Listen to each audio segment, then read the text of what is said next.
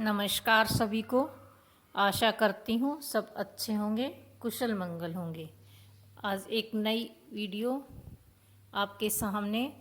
धर्म अधर्म के बीच खड़ा एक योद्धा कर्ण, जिसकी कहानी के किस्से बहुत ही कम सुनने में आते हैं, लेकिन वो एक दानवीर थे, महायोद्धा थे।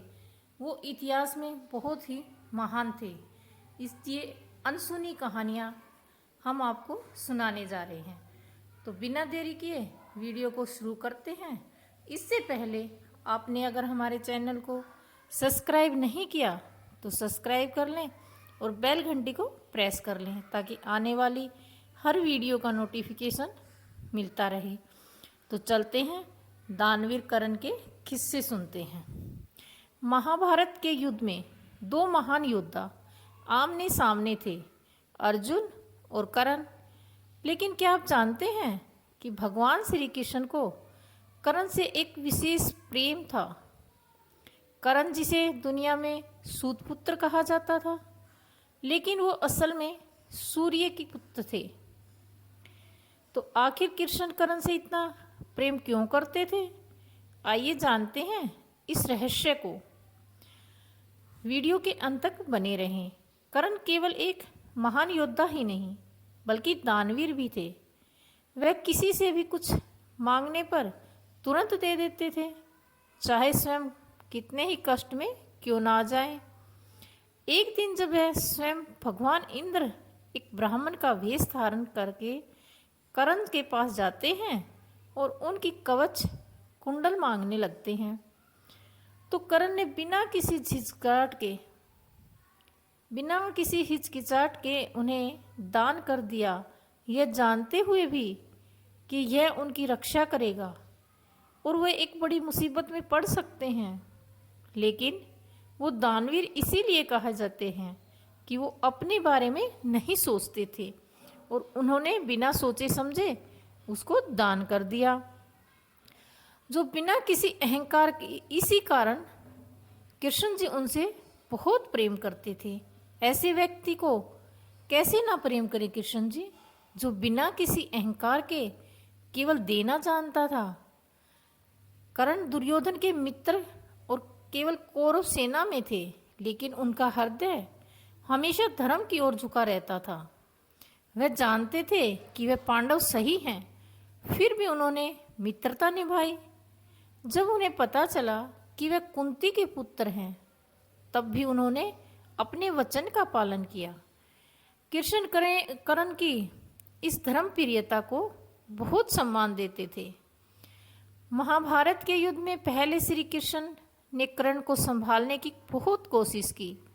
कर्ण, तुम कुंती के पुत्र हो, पांडवों के बड़े भाई हो, आओ धर्म की सेना में आ जाओ।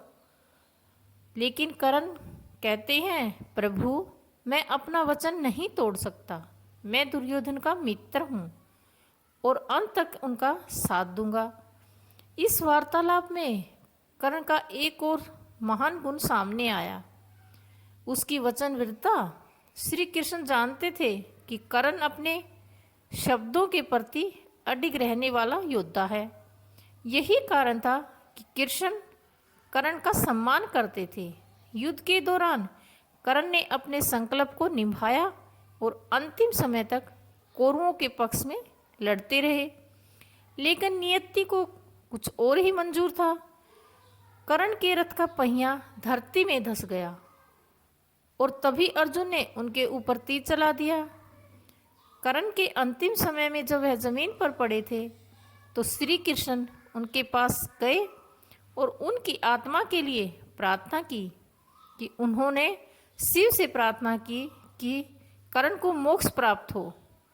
यह भगवान श्री कृष्ण का कर्ण के प्रति अपार प्रेम था और सम्मान दर्शाता था। कर्ण के बलिदान के बाद कर्ण पूछते हैं, प्रभु, आप कर्ण से इतना प्यार क्यों करते थे? तो श्री कृष्ण ने उत्तर दिया, कर्ण केवल योद्धा नहीं था, वह एक महान आत्मा था जिसने सत्य, धर्म, वचन और मित्रता का पालन किया। वह अधर्म की सेना में था, लेकिन उसका हृदय हमेशा धर्ममय था। ऐसा वीर बहुत दुर्लभ होता है। भगवान कृष्ण का प्रेम केवल उनके भक्तों के लिए नहीं था, बल्कि उन सभी के लिए था जो सत्य, निष्ठा और धर्म के मार्ग पर थे। कर्ण ने उनका प्रेम इसी कारण था क्योंकि कर्ण कभी अन्याय के आगे नहीं झुके। तो दोस्तों, इस कहानी से हमें क्या सीख मिलती है? हमें भी जीवन में सत्य और धर्म के मार्ग पर चलना चाहिए, चाहे परिस्थितियाँ कैसी भी हों। अगर आपको यह वीडियो पसंद आई तो हमें लाइक करें, शेयर करें और हमारे चैनल सरल ज्ञान को सब्सक्राइब करें। जय श्री कृष्णा, जय गोविंद, जय मुरारी, जय नारायण वासुदेवाय कृष्णा हरे। स्वामी सखा हमारे। आज वीडियो में बस इतना ही। कल किसी और कर्ण की नई कहानी के साथ, जो अनसुने किस्से आपने शायद कभी नहीं सुने, कोई और कहानी लेके आएंगे। तब तक के लिए हमें आज्ञा दीजिए। सभी को एक बार फिर से नमस्कार। जय श्री कृष्ण।